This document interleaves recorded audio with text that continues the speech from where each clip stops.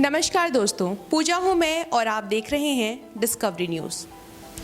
दोस्तों, हम मनुष्यों की सबसे बड़ी विशेषता यही है कि हम जहाँ रहते हैं, जिस भी सदी में जीते हैं, हम अपने कल को आज से बेहतर बनाना चाहते हैं। इसी प्रयास में हमेशा लगे रहते हैं। हम हर उस चीज़ को जानना चाहते हैं जिसकी कल्पना हमारा और आपका दिमाग कर सकता है। हमारे आसपास में जो भी रहस्यमयी चीज़ें हैं, हम उन चीज़ों को जानना चाहते हैं, समझना चाहते हैं।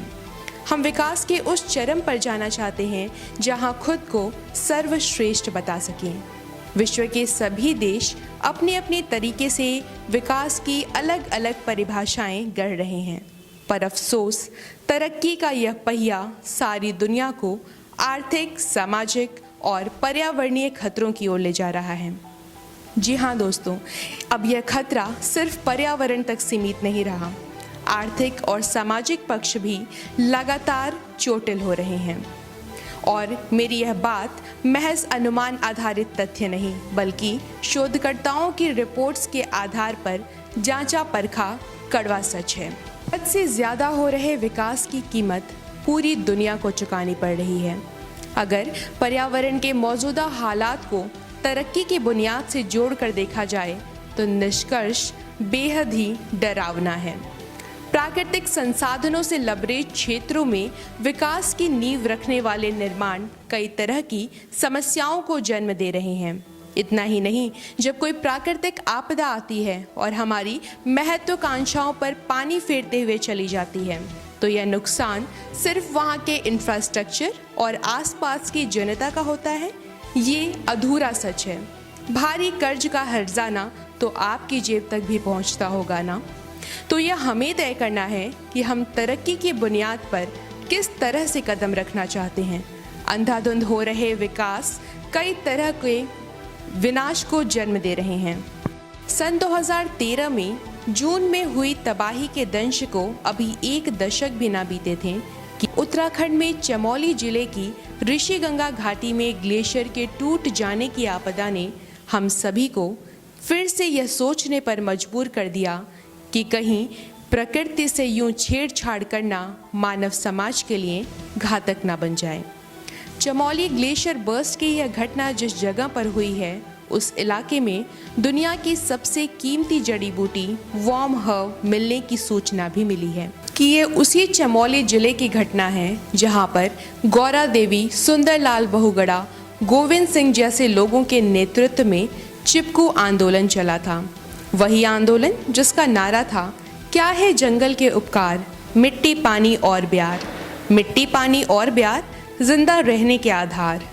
यह सोचने वाली बात है कि आज जिंदा रहने के इन तमाम आधारों को आर्थिक प्रगति के नाम पर बिना सोचे समझे इस्तेमाल किया जा रहा है, जिसका परिणाम आम आदमी को प्रकृति की गोद में रहने वाले जीवों को भुगतना पड़ रहा है।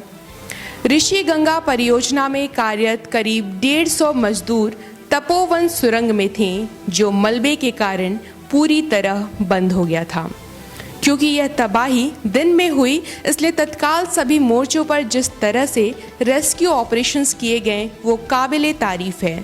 सरकार, सेना और कर्मियों की सक्रियता ने खतरे को कम तो ज़रूर किया, पर हो चुके नुकसान की भरपाई कहाँ संभव है।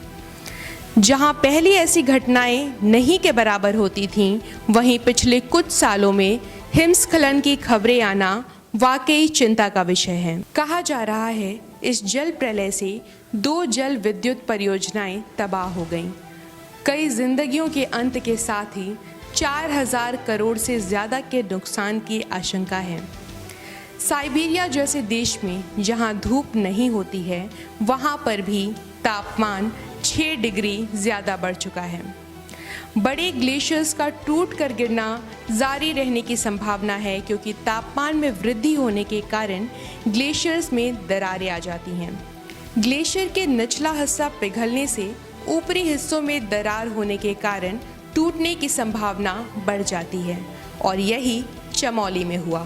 कुछ न्यूज़ चैनल्स का कहना है कि इसमें चाइना का हाथ हो सकता है। चाइना का नाम आते ही मुझे इस्लाम रिजवी का एक शेर याद आता है, ये ज़ब्र भी देखा है तारीख की नज़रों ने, ये ज़ब्र भी देखा है तारीख की नज़रों ने, लम्हों ने खता की सदियों ने सज़ा पाई। खैर, चीन की क्या भूमिका है, कितनी भूमिका है, ये तो आने वाला वक्त ही बता पाएगा। पर क्या हम और आप नहीं जानते, हिमालय की जो सिकुड़ती हुई शक्ल दिख रही है, पर्यावरणविदों की चेतावनियों के बावजूद हम कथित विकास जारी किए हुए हैं, ये हमें किस ओर ले जाएगा, क्या हम अनजान थे? बहरहाल, मौत की सुरंग में ज़िंदगी की तलाश जारी है, पर साथ ही हमें प्रकृति की चेतावनी को समझना ज़रूरी है। क्लाइमेट चेंज पर बात करना सिर्फ सरकार की जिम्मेदारी नहीं, बल्कि आपके जैसे समझदार और जागरूक लोगों को भी इस विषय पर बात करना ज़रूरी है। अपने विचार हमें कमेंट सेक्शन में ज़रूर बताएं। देखते रहें Discovery News. Stay happy, take care.